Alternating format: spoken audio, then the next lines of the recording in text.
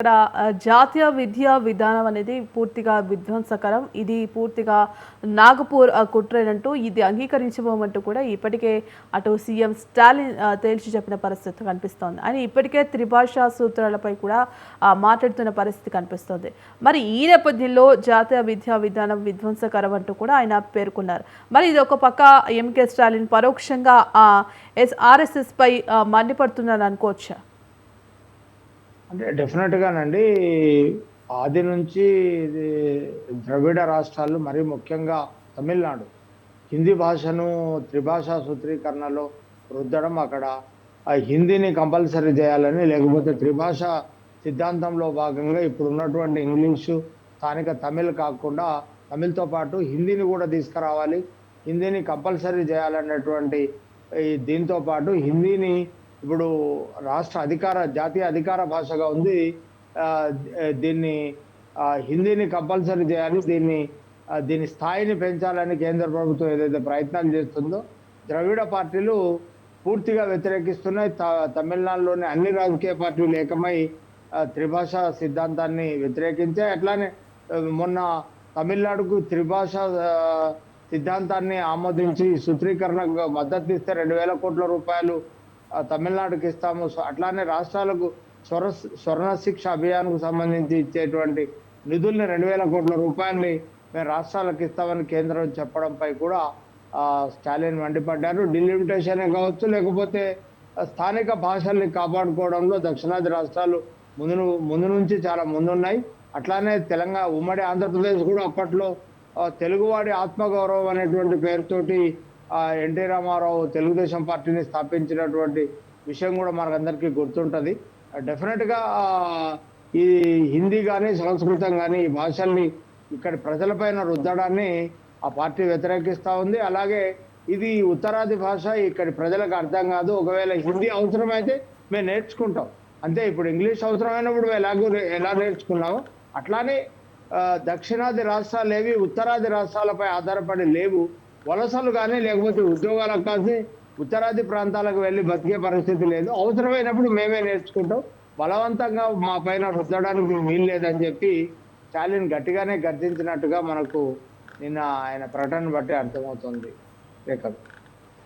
అయితే రెహమాన్ గారికి ముఖ్యంగా చూసుకుంటే ఇదైతే త్రిభాషా సూత్రాన్ని ఒకవేళ ఇది గనక అమలు చేస్తే కనుక విద్యా అభివృద్ధిని పూర్తిగా దెబ్బతీసినట్టు అవుతుందని, విద్యార్థులకు విద్యకు దూరం చేసినట్టు అవుతుందంటూ కూడా ఇప్పటికైనా స్పష్టం చేశారు. 2,000 కోట్లు కాదు కదా, 10,000 కోట్ల రూపాయలు ఇచ్చినా కూడా దీన్ని అసలు అంగీకరించబోమని చెప్తున్నారు. మరోపక్క ఇది ఖచ్చితంగా హిందీని చేయాలంటూ కూడా ఇప్పటికటు ప్రధాని మోదీ సహా దీన్ని వ్యతిరేకిస్తున్న పరిస్థితి కనిపిస్తోంది. మరి దీన్ని ఏ విధంగా చూడొచ్చు అంటారు?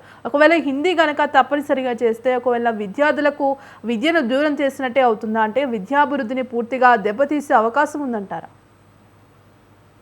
డెఫినెట్‌గా అండి. విద్యా బోధన అనేది మాతృభాషలో జరగాలి. ఇప్పుడు ఒకవైపు అంతర్జాతీయ భాషగా ఇంగ్లీషు అవసరం అనేది పెరిగింది. ఇప్పుడు ఐటీ సెక్టార్‌లో కానివ్వండి, మిగతా వీటిలో కానివ్వండి, ప్రపంచ దేశాలకు అట్లానే ఎంఎస్ చదువుకోవడానికి విదేశాలకు వెళ్తున్నటువంటి విద్యార్థులకు ఆంగ్ల విద్య అనేది ఖచ్చితంగా అవసరమైంది. ప్రొఫెషనల్ లాంగ్వేజెస్ అన్నీ డెఫినెట్‌గా ఎంబీబీఎస్ఏ కానివ్వండి, ఎంసెట్ కానివ్వండి, లా కానివ్వండి, ఏదైనా ప్రొఫెషనల్స్ అన్నీ ఆంగ్ల విద్యలో ఉన్నాయి. కాబట్టి వాళ్ళకి ఆంగ్ల విద్య అనేది అనివార్యంగా మారేది. కానీ అవసరంగా లేనటువంటి 6వ వేలుగా ఉన్నటువంటి హిందీని అక్కడ తీసుకొచ్చి అందులో బోధన జరగాలని, త్రిభాష సిద్ధాంతంగా మేము హిందీని తప్పనిసరి చేస్తాం, దీనిపైన రుద్దుతామంటే డెఫినెట్‌గా ఒక మహా ఉద్యమం వచ్చేటువంటి అవకాశం ఉంది. గతంలో కూడా ద్రవిడ ఉద్యమం చాలా బలంగా తమిళనాడులో వచ్చింది. తమిళనాడుకు చాలా ఆత్మాభిమానం ఉంటుంది. వాళ్ళ భాషలో తప్ప వేరే ఉత్తరాది భాషల్లో వాళ్ళు ఎప్పుడు మాట్లాడరు. అట్లానే కర్ణాటకలో కూడా ఈ ఉద్యమం ఇప్పటికే వచ్చిందండి. హిందీలో ఉన్న బోర్డులన్నీ వాళ్ళు చెరిపేస్తున్నారు. కాబట్టి డెఫినెట్‌గా అంటే ఇప్పుడు ఉత్తరాదిలో కూడా మరాఠీ, గుజరాతీలు అక్కడి భాష వాళ్ళు చాలా ప్రాధాన్యత అండి. పంజాబ్‌లో కూడా పంజాబీనే. అంటే హిందీ మాట్లాడేటువంటి రాష్ట్రాలు చాలా తక్కువ అండి. 5 రాష్ట్రాలే.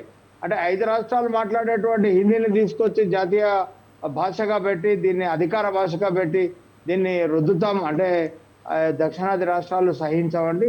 ఇది డెఫినెట్‌గా నష్టం జరుగుతుంది. ఒకవేళ బలవంతంగా కంపల్సరీ అట్లాంటి ప్రయత్నాలు చేస్తే దక్షిణాది రాష్ట్రాల నుంచి ఒక మహా ఉద్యమం వచ్చే అవకాశం అయితే తప్పకుండా ఉంది భాగ్యశ్రీ. అంటే రెహమాన్ గారు ఇక్కడ ప్రధానంగా వినిపిస్తున్న అంశం ఏంటంటే అసలు విద్యారంగంపై కేంద్ర ప్రభుత్వం అది కేంద్ర ప్రభుత్వ పెత్తనం ఏంటని కూడా ఇప్పటికే స్పష్టంగా కనిపిస్తోంది. ఎందుకంటే విద్యలో మతతత్వాన్ని పెంచడం, ప్రైవేటీకరణకు విద్యలో ప్రోత్సహించడం సరైంది కాదంటూ కూడా ఇప్పటికే స్పష్టంగా కనిపిస్తోంది. మరి ఈ నేపథ్యంలో కేవలం సంపన్న వర్గాల పిల్లలే ఉన్నత విద్యను అభ్యసించాలా, పేదలకు చదువుకునే అవకాశం లభించడం లేదంటూ కూడా మరోపక్క ప్రధానంగా ఈ అంశం అయితే వినిపిస్తోంది. మరి దీన్ని ఏ విధంగా చూడొచ్చు అంటారు? భాగ్యశ్రీ గారు, మీరు చాలా మంచి ప్రశ్న అడిగారండి. అంటే జాతీయ విద్యా విధానం పేరుతోటి ఇప్పుడుకే ఉన్నటువంటి ఈ దేశ చరిత్రను ఎత్తేయాలనేటువంటి ప్రయత్నం చేస్తూ ఉన్నది. అట్లానే మొఘలులకు సంబంధించి అక్బరు, ఔరంగజేబు ఈ చరిత్ర మొత్తాన్ని, అంటే ఆ కాలంలో, అంటే ఇది చరిత్ర అండి, మనం చరిత్రను చెరిపేయలేము ఎప్పటికీ. ఈ చరిత్రను పాఠ్యాంశాల నుంచి తొలగించాలనేటువంటి ప్రయత్నం చేస్తూ ఉన్నది. అట్లానే అంటే లేని చరిత్రను కొంత సృష్టించేటువంటి ప్రయత్నం, ఆ ప్రయత్నాలన్నీ చేస్తూ ఉన్నారు. ఇది చాలా ప్రమాదకరం అండి దేశానికి. అట్లానే శాస్త్రీయమైనటువంటి విద్య కావాలి, మూఢనమ్మకాల పట్ల వ్యతిరేకతను చూపెట్టాలి, ఒక సైంటిఫిక్ టెంపర్ని డెవలప్ చేసేటువంటి శాస్త్రీయమైనటువంటి విద్యా విధానం కావాలి. ఈ దేశంలోని చదువు డెఫినెట్గా ఈ దేశానికి విద్యార్థులకు దిశానిర్దేశం చేయడం, మార్గదర్శకం చేయడం లాంటి చదువులు కావాలి. ఆ అజ్ఞానాన్ని, మూఢనమ్మకాన్ని బోధించేటువంటి చదువులు ఉండకూడదు అన్నట్టు ముందు నుంచి ఈ దేశంలోని విద్యార్థి సంఘాలు, అట్లానే భారత రాజ్యాంగం ఆర్టికల్ 51 సైంటిఫిక్ టెంపర్ని డెవలప్ చేయాలని చెప్తా ఉన్నది. వీటికి భిన్నంగా కొత్త సిలబస్ను తీసుకురావాలి, లేని అంశాలని బోధించాలి, చరిత్రను ఎత్తేయాలనేటువంటి ప్రయత్నం చేస్తున్నారు. అట్లానే కాంగ్రెస్ పార్టీ జాతీయ ఉద్యమం, స్వతంత్ర ఉద్యమం, అలాగే నెహ్రూ పాత్ర, ఇట్లాంటి అంశాలన్నిటికీ కత్తెరేయాలనేటువంటి ప్రయత్నాలు జరుగుతూ ఉన్నాయి. అట్లానే మీరు అన్నట్టుగా దూరం చేయడం అనేటువంటి అంశానికి వస్తే, సర్వశిక్ష అభియాన్కు హిందీ త్రిభాష సూత్రాన్ని ఆమోదించకపోతే ఇచ్చే 2,000 కోట్ల రూపాయలని రద్దు చేస్తామంటే, సర్కారీ స్కూళ్ళలో చదువుకునేది పేద విద్యార్థులండి. ప్రభుత్వ పాఠశాలల్లో ఈరోజు అనివార్యంగా పేద విద్యార్థులు మనకు కిక్కరేసి కనపడతారండి. అంటే పేద విద్యార్థులకు ఇచ్చే కనీస వసతులైన సర్వశిక్షణ అభియాన్ ద్వారా వచ్చేటువంటి నిధుల్ని త్రిభాష అమలు చేయడం లేదు. కాబట్టి హిందీ పేరుతో కనుక అవి రద్దు చేస్తే పేద విద్యార్థులకు చదువులకు దూరం చేసేటువంటి ప్రమాదం ఉందండి, డ్రాప్అవుట్స్ పెరిగే ప్రమాదం ఉంది. ఇది నిజానికి ఈ చర్య అనేది మానుకోవాలి. విద్య అనేది రాష్ట్ర ప్రభుత్వానికి సంబంధించినటువంటి అంశం. దీనిలో కేంద్రం జోక్యం చేసుకొని దాన్ని రూపొందించడం, తనకు అనుకూలమైనటువంటి కరికులాన్ని రూపొందించి తన భావజాలాన్ని విద్యార్థుల మెదడులోకి తీసుకెళ్లాలనేటువంటి, అంటే మనం గతంలో కర్ణాటకలో చూసామండి, సావర్కర్ అనేటువంటి వ్యక్తి ఒక పిట్ట పైన ప్రయాణం చేసి ఆయన జైల్లో నుండి బయటకు వచ్చి తిరిగేవాడు. ఆయన నిజానికి మాఫీనామా పెట్టుకొని ప్రభుత్వానికి, అప్పటి బ్రిటిష్ ప్రభుత్వానికి లొంగిపోయినటువంటి వ్యక్తి అండి. అంటే ఒక బుల్బుల్ పిట్ట అనేటువంటి ఒక పిట్ట పైన ఆయన బయటకు వచ్చి తిరిగారనేటువంటి అజ్ఞానమైనటువంటి అంశాలను విద్యార్థులకు బోధిస్తే, ఒక పిట్ట పైన ఒక మనిషి తిరగడం అనేది నిజానికి అది ఊహకందనటువంటి విషయం అండి. ఇట్లాంటి అజ్ఞానాలను కనుక విద్యార్థులకు బోధిస్తే దేశంలో భావి తరాలు ఏం తయారైతాయి, వాళ్ళకి ఎట్లాంటి జ్ఞానం ఉండేటువంటి అవకాశం ఉంది. పాఠ్యాంశాల్లో చదువుకున్నటువంటి అంశాలను వాస్తవంగా తీసుకోవాలా, లేకపోతే ఊహాజనితమైనటువంటి అంశాలుగా తీసుకోవాలా, లేకపోతే పరీక్షల్లో రాసి పాస్ అయ్యేందుకు అది చదవాలనేటువంటి ఒక సంక్లిష్టమైనటువంటి పరిస్థితి అయితే ఏర్పడేటువంటి అవకాశం ఉంది.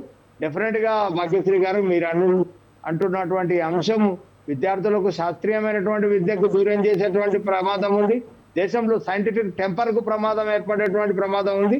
పేద విద్యార్థులకు విద్యకు దూరం చేసేటువంటి ప్రమాదం కూడా ఉంది. డెఫినెట్ గా ఈ జాతీయ విద్యా విధానాన్ని రాష్ట్రాలు అయితే వ్యతిరేకిస్తున్నాయి.